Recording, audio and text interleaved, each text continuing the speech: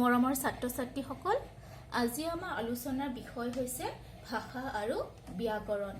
এতিয়া ভাষা আৰু ব্যাকৰণৰ মাজত ওতঃপ্ৰোত সম্বন্ধ আছে, অৰ্থাৎ য'ত ভাষা আছে তাত ব্যাকৰণ আছে। এতিয়া মনত ৰাখিবা এইটোৱে যে প্ৰথমতে আহিব ভাষা, তাৰ পিছতহে ব্যাকৰণ। এতিয়া আমাৰ মনলৈ প্ৰশ্ন আহিছে যে ভাষা কি?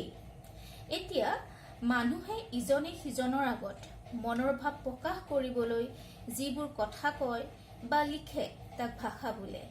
এতিয়া মানুহে যেতিয়া জন্ম হয়, লাহে লাহে কথা ক'বলৈ শিকে, তেতিয়া এটা শিশুৱে মাকৰ পৰা প্ৰথম কথা ক'বলৈ শিকে, অৰ্থাৎ মাকৰ মুখৰ পৰা ভাষা শিকে কাৰণে সেই ভাষাক মাতৃভাষা বুলি কোৱা হয়। প্ৰথমতে মাতৃভাষা শিকে, তাৰ পিছত মানুহ অন্য ভাষা শিকিবলৈ লয়। এতিয়া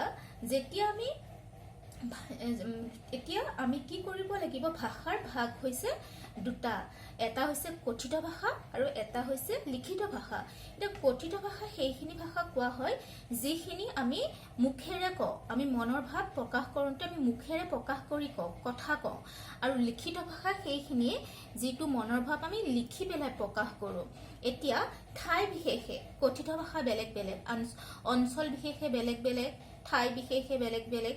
এতিয়া যেনেকৈ আমাৰ অসমৰ মাতৃভাষা হৈছে অসমীয়া, তেনেকৈ এতিয়া ব্যাকৰণ কি? এতিয়া আমি ভাষা এটা ক'বলৈ শিকিলোঁ, কিন্তু আমাক ব্যাকৰণে কি কৰিব? আমি কোনো এটা ভাষাক শুদ্ধকৈ ক'বলৈ বা লিখিবলৈ শিকাব।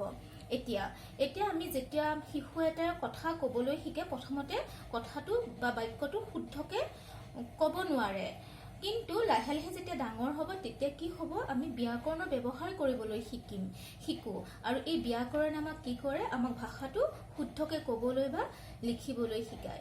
এতিয়া ব্যাকৰণৰ ভাগো হৈছে তিনিটা। প্ৰথমতে আহিব বৰ্ণ। বৰ্ণ মানে অ, আ, ক, খ, এইখিনি হৈছে বৰ্ণ। শব্দ হৈছে মই, আমি, ভাত, আম ইত্যাদি হৈছে শব্দ। আৰু বাক্য হৈছে যেনেকৈ উদাহৰণ হিচাপে মই ভাত খালোঁ, মই কালিলৈ গুৱাহাটীলৈ যাম, এইবোৰ হৈছে বাক্য। এতিয়া চোৱাচোন, মই আগতেই ক'লোঁ যে বৰ্ণ অ, আ, ক, খ এইবোৰ হৈছে বৰ্ণ।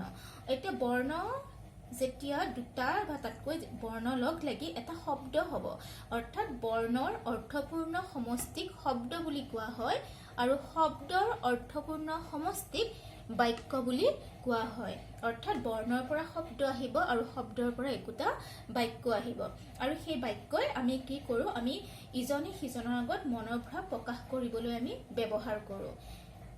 আজিলৈ এইখিনি, ধন্যবাদ।